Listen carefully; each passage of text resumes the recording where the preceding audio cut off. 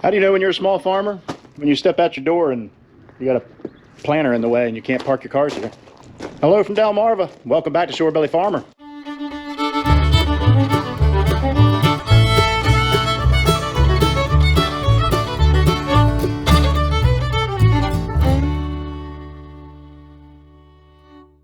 We finally have got the weather to finish up that 20 acres down the road. So we're gonna go do that. I'm gonna make some quick adjustments to the planter. I wanna put a little more down pressure on the closing wheels. And we gotta put 3 bags of seed. There's already a little bit of seed in the planter. And we got a little bit in there. Probably, I'd say, enough to plant 10 acres maybe, amongst all this that's in here. They're all pretty well the same. So we gotta put 3 bags of seed, which would be roughly 9 acres. And then if I've got a couple leftover bags of seed from last year that if I need to come get them to top off the planter, I will. But I don't want to introduce a different variety because I don't want the old different variety to be mingled with this good 1197 corn.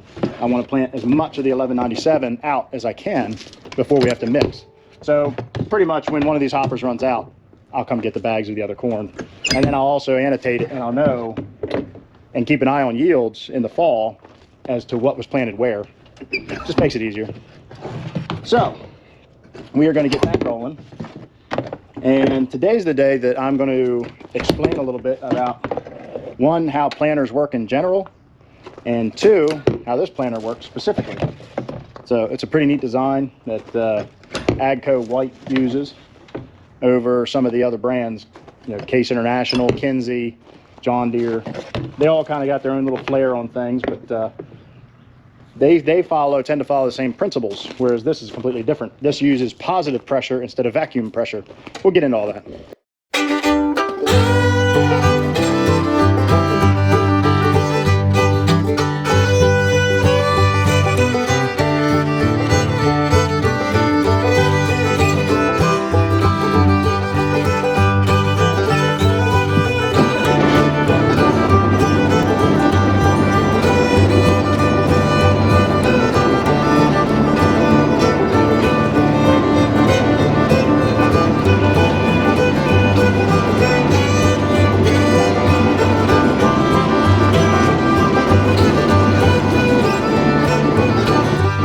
So one of the unique things about my job, my 9-to-5 job, working on the radio system, is when I'm on call, unless we have something scheduled, I'm more or less just waiting for something to break. I'm like the Maytag guy. But I can also kind of do a hybrid PTO, time off, where I can put myself on PTO time.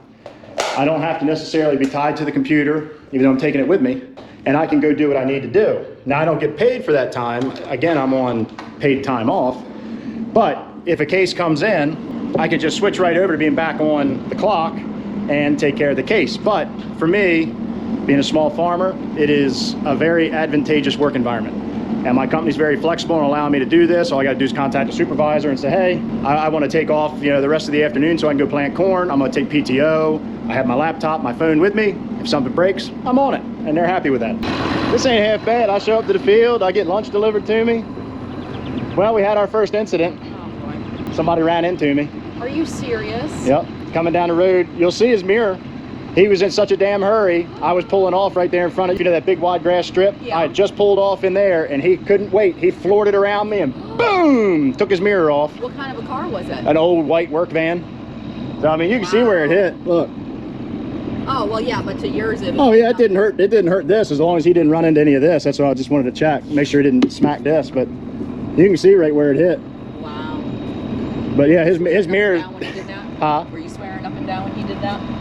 No, I just gave the old 1-finger salute. Impatient people. But he put a scratch on my planter. I figure I better eat my lunch now before I get started because this field has a lot of little cut up areas and a lot of twisting and turning. It's just not fun to try to eat and do all that at the same time. So I'm gonna eat real quick and then get to farming. I'm sure you guys just heard I got run into by somebody on the road. I guess they were just in too big of a damn hurry. This is how people get killed. I mean, we talked about it a few episodes. People are so impatient. They don't understand what it is to take this equipment down the road, and they're impatient. They think the road is for them and them alone, and they can't stand going 20, 25 mile an hour. Farmers get killed every year because of dumb crap like that. I mean, there's no excuse for it. I'm really trying to hold my composure because stuff like that just irritates me, that they think they're so important that they're willing to put somebody else's life in jeopardy for something stupid like that. Planter's no worse for the wear, just got a little extra paint on it, help protect it a bit more. And that person's without a mirror and got to deal with that now. Our breakaway bolt broke away again. I don't know why, it's always this side. I don't understand it, I don't know why it's doing it. All we could do is reset it. We've gotten quite a bit done already. It just takes a long time. But there's like a 1.5 acre field there that's like a trapezoid. There's a really odd shaped piece up there that's about 1.5 acres. And then there's a 2 acre triangle piece over there. And just maneuvering and getting everything around just takes a long time to get those little pieces planted. But now we're out here in the main field and we'll get it all taken care of pretty quick once we get this fixed. So let's get this thing squared away first.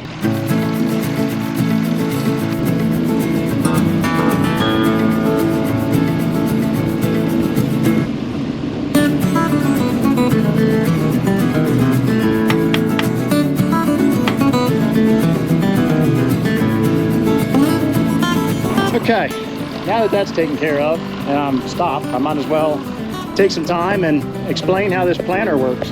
So all the other planters on the market all use vacuum pressure. So they're basically sucking the seed to the disc, and then as the disc goes around, the vacuum pressure is released and then it's dropped. The seed is dropped to the seed tube, which then leads into the ground. The way this works, we'll start at the beginning here. We have a giant fan that's run off of hydraulics. You can hear it running.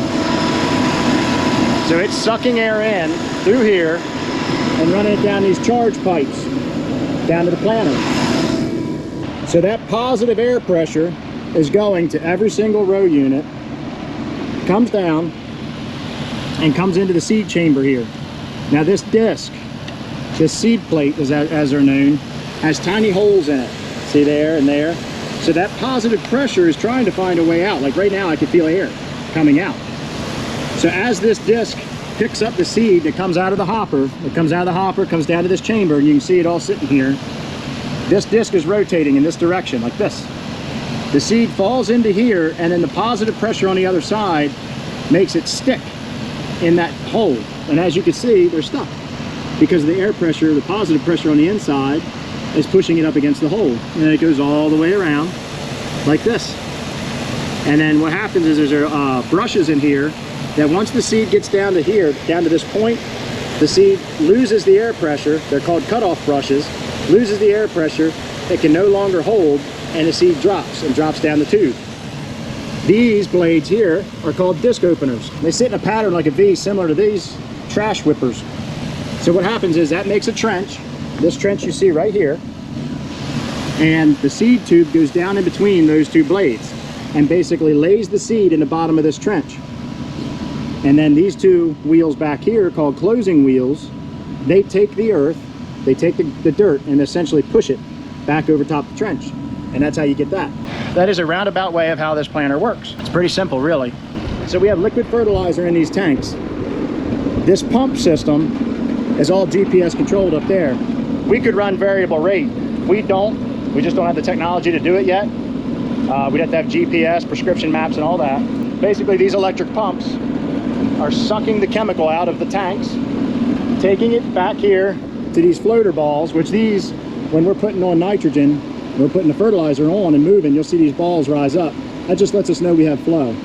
And then each one of these goes to a row unit. So this would be row 1, 2, 3, 4, 5, and 6, and we got a whole other set over there. That is carried down through these tubes.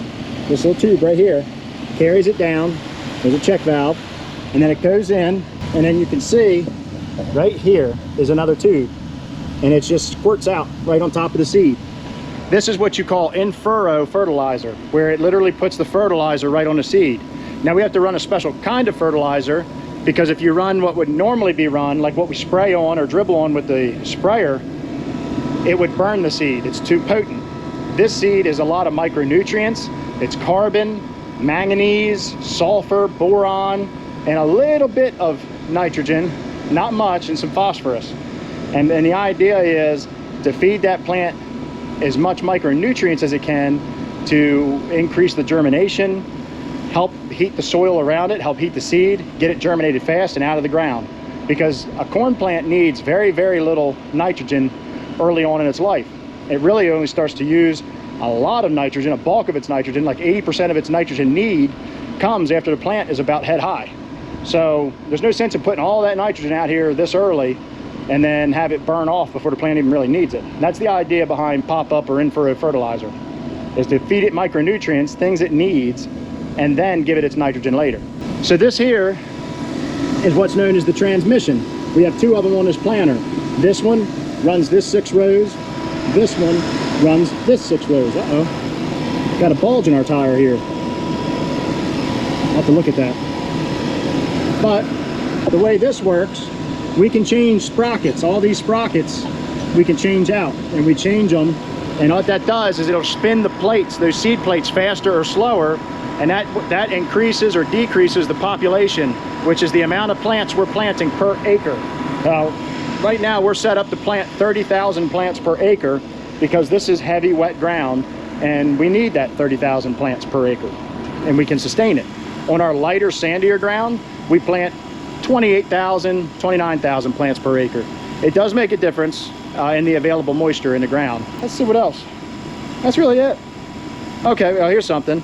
So the trash whippers, what these are designed to do, and we have them up out of the way because we don't have really any trash in the field. But if we were in a no-till situation or a situation where we had a lot of corn residue, you would put these down, and what they do is they kind of take the corn stalks or any clods and move them out of the way, so that way nothing impedes on the disc openers to do their job. And then this is known as a no-till coulter, and that basically puts a preliminary slice ahead of the coulters to allow them to maintain their depth. And then these big wheels we've talked about are the gauge wheels. They determine the depth of the seed, and that's adjusted back here. That's pretty much it, folks. It's pretty simple. It's slinging seed. I mean, the old timers would just drop the seed and cover it over. You might have seen this kid's toy bucket hanging here and wondering, well, why is it there? I'll show you why we have this. Phew. Gotta clean it out. And the reason we have this is, as you saw me dump the bags in earlier, there's no way to get them precise. Well, that row unit's out, and this one still got quite a bit of seed in it. So we can just transfer. And if I get bored, I can sit out here and build sand castles or something.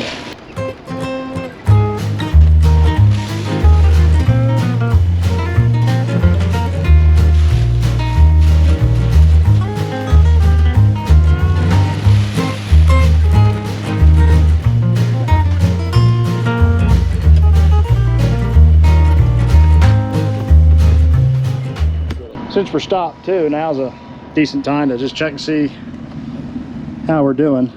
Got plenty of moisture. Really, the ground is perfect. And there's our seed. There's one seed. There should be another one, unless I dug it up. I'm good at doing that. There's the other seed. So spacing's pretty good. Depth is perfect. Right there to that second knuckle. We're looking good. Great moisture. I love smelling that dirt. Nah, I'm not gonna taste it.